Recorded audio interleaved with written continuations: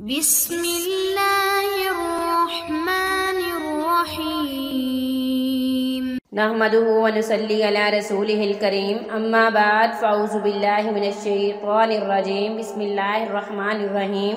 मुअज़्ज़ज़ नाज़रीन, रिज़्क़ का जो वजीफ़ा मैं आपके लिए लाई हूँ वो बहुत ही मुजर्रब और आज़मूदा अमल है। हम सब जानते हैं रिज़्क़ की तंगी इंसान को कुफ्र तक ले जाती है और इंसान इस मुश्किल की घड़ी में अपनी ज़ुबान से ऐसे कलमात अदा कर देता है जो कि अल्लाह ताला की नाराज़गी का बायस बनते हैं और वो इंसान अल्लाह ताला की मज़ीद पकड़ में आ जाता है। नबी सल्लल्लाहु अलैहि वसल्लम का फरमान है, जब इंसान के गुनाह बढ़ जाते हैं और वो इतने गुनाह करते हैं कि इनके गुनाहों के बायस इसके रिज़्क़ के दरवाजे इस पर बंद कर दिए जाते हैं और थोड़ा सा दरवाज़ा खोल दिया जाता है जिससे इसके रिस्क में वाज़ेह कमी हो जाती है और वो बहुत ही ज़्यादा परेशान हो जाता है। अज़ीज़ नाज़रीन, ये वजीफ़ा आप दिन के वक्त करेंगे, दिन की रोशनी में। रात की तरीकी में ये आपने वजीफ़ा नहीं करना, ये अमल रात की तरीकी में नहीं करेंगे।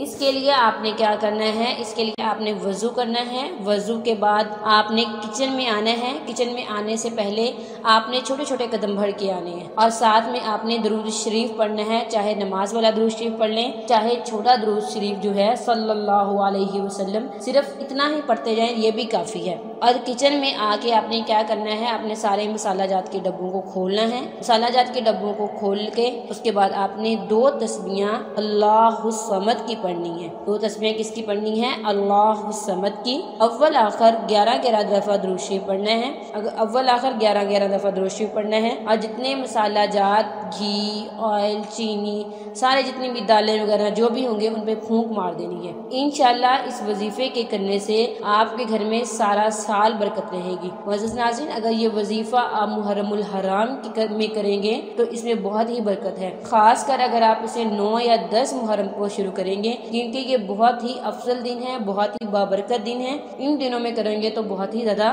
बरकत होगी, बहुत ही ज्यादा फायदा हासिल होंगे। मुअज़्ज़ज़ नाज़रीन, इस वजीफे को आप खुद से नहीं करेंगे, वजीफे को करने से पहले इजाज़त लेंगे। इजाज़त के लिए आप अपना नाम कमेंट्स करेंगे, हमारी तरफ से आपको वजीफे की इजाज़त दी जाएगी।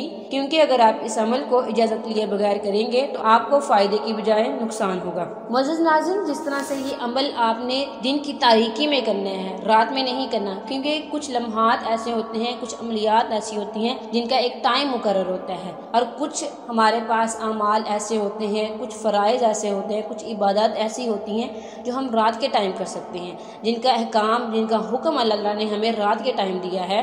अगर देखा जाए तो मुसलमानों से कहा है कि आहिस्ता कदमों से चलें, आहिस्ता कदमों से चलें, नजरें झुका के चलें, आर्जी के साथ चलें। लेकिन कहीं ये भी कहा है कि रूबो दबदबा के साथ, अकड़ के साथ चलें। हालांकि अल्लाह ताला को अकड़ना पसंद नहीं है, फरमाया है कि जो गरूर करता है उसका सर नीचे है। लेकिन फिर भी किस मकाम पर, किस जगह पे अकड़ने का हुक्म दिया गया है? ये हुक्म तब दिया गया, मुशरिकीने कुफार मुसलमानों को सस्ता लेते थे, हल्का समझते थे, क्योंकि अभी इस्लाम नया नया आया था और वो लोग समझते थे ये तादाद में बहुत कम है और वो इन्हें कोई अहमियत नहीं देते थे। तो आप सल्लल्लाहु अलैहि वसल्लम ने फरमाया, जब काबे का तवाफ करो तो पहले 4 चक्रों में अकड़ कर चलो। अकड़ कर चलने का हुक्म क्यों दिया गया? ताकि इन पर मुशरिकीने कुफारे मक्का पर तुम्हारा रोबो दबदबा कायम हो, इसलिए अकड़ कर चलने का हुक्म दिया। मुअज़्ज़ज़ नाज़रीन, इस वजीफे की बरकत से इंशाल्लाह सारा साल आपके पास रिज़्क़ की फरावानी रहेगी। अल्लाह ताला सारा साल आपको बहुत ज़्यादा मुनाफा देंगे, नफ़ा देंगे, जो भी आप काम करेंगे। सारा साल खैर और बरकत के दरवाजे आप पर खुले रहेंगे। इस अमल को अल्लाह ताला पर यकीन के साथ करें, यकीन पहले है।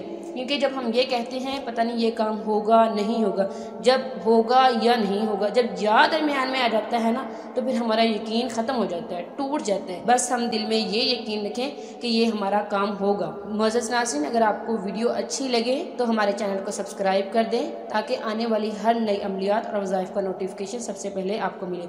वाखिरु दावाना अनिल हम्दुलिल्लाहि रब्बिल आलमीन।